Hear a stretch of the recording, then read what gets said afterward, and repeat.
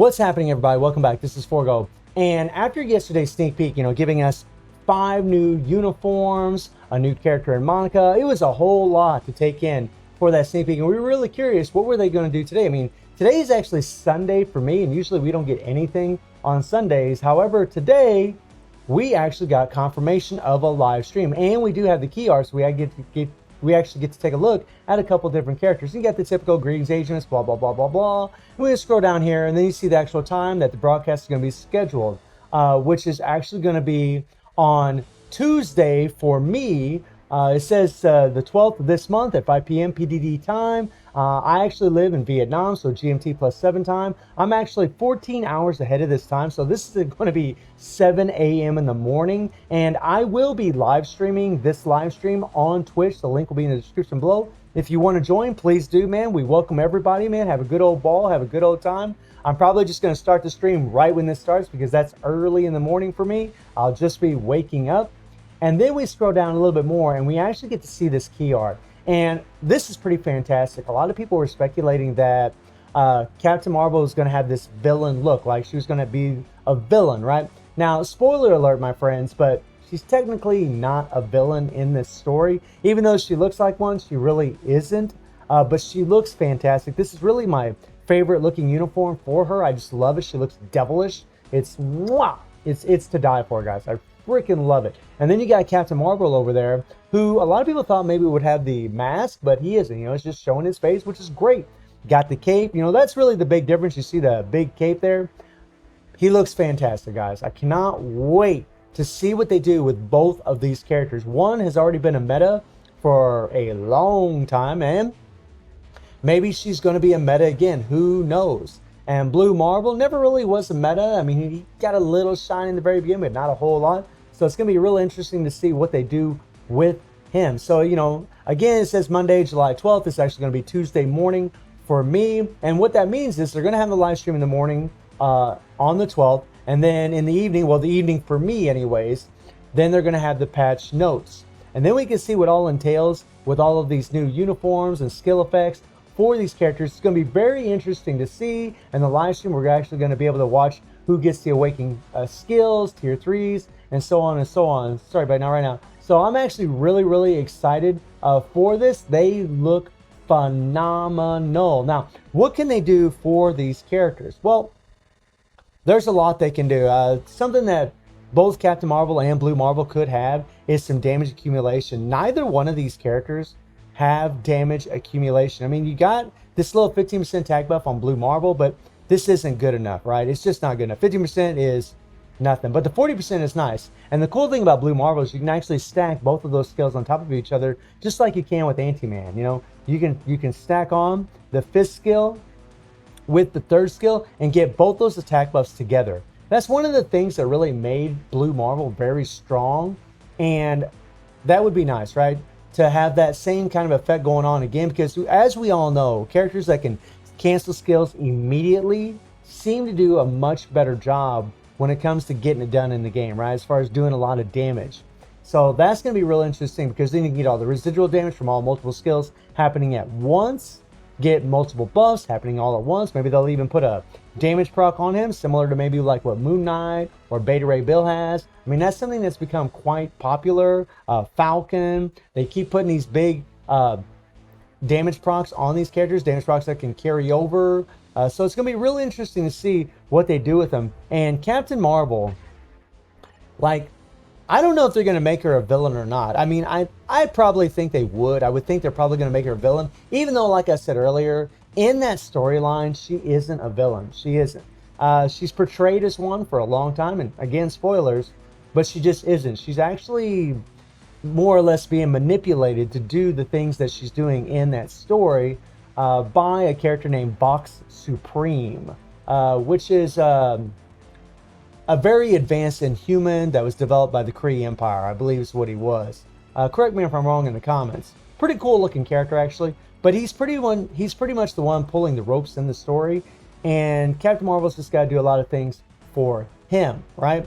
The suit that she's wearing, that crazy black suit, it's kind of like a symbiote unit that's all over her. And that suit is on her so that the Vox Supreme can actually watch what she's doing. He can actually pay attention and see everything that she sees and what she does. That way he knows that she's not pulling any strings, that she's not lying to him about what she has to do in the story. It's actually a pretty decent story. I know some people didn't really care for it. Some people really love it. It's just really a matter of opinion. I thought it was really one of the better Captain Marvel stories. I mean, after all, this is a character that has been rebooted in comics a lot, guys. Like, I think like 7 times. A lot, unfortunately. But what can they do for her?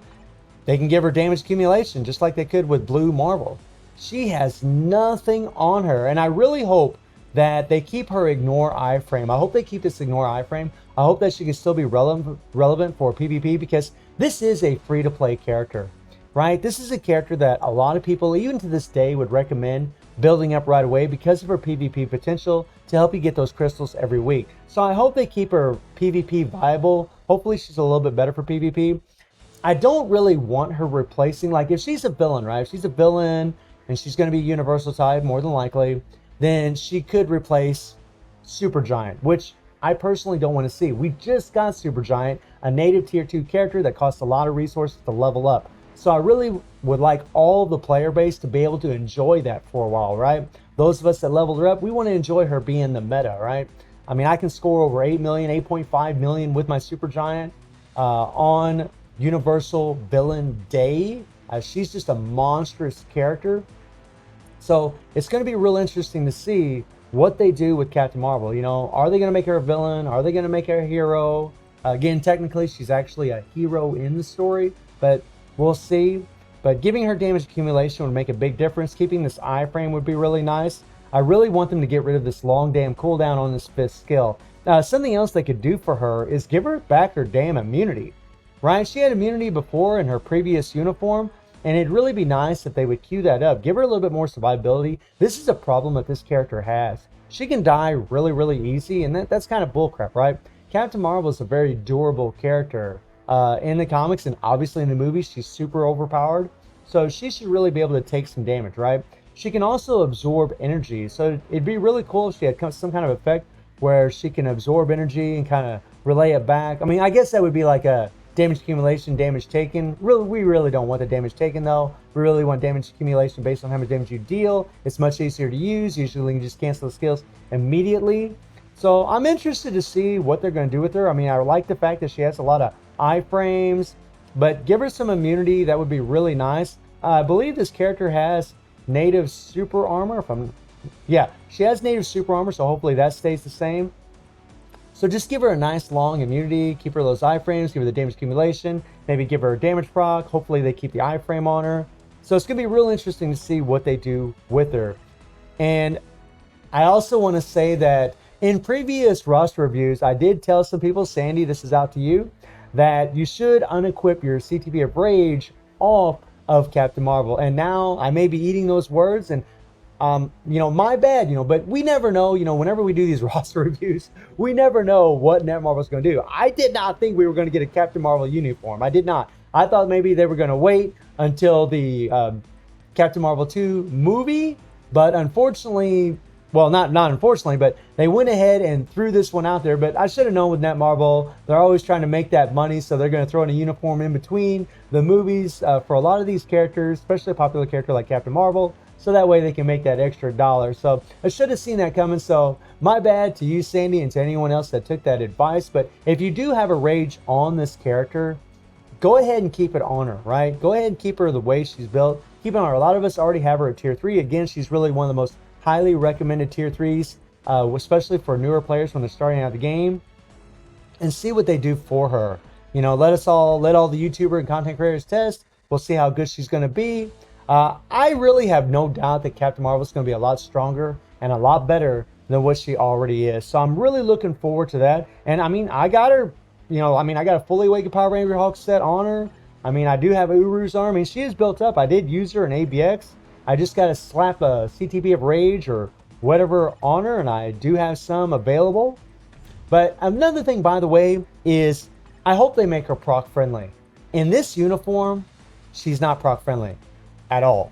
She is Rage, Rage, Rage. And one of the big reasons is because this all increased all buff effect by 20% and duration by 30%. The rage proc lasts for 5 seconds.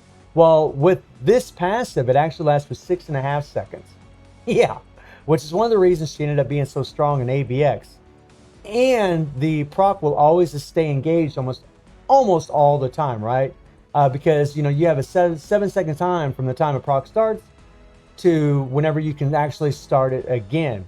And the increased all buff effect by 20% would take that 60% increased damage from the CTP of Rage and buff it up even more, right? You would do even more in your boss damage decrease, so that actually would go up by 20%. So, but I'm really hoping that we can use a CTP of energy or just a regular damage proc on her, because again, because of the long cooldown on her 5th skill, the way she plays, she just isn't worth a crap with a proc. She's terrible with one. I mean, you can make it work. I've played with a proc with her. I've done an ABX video a long time ago with her using a proc, and you can make it work. But the damage difference between a proc and a rage was just, it was massive.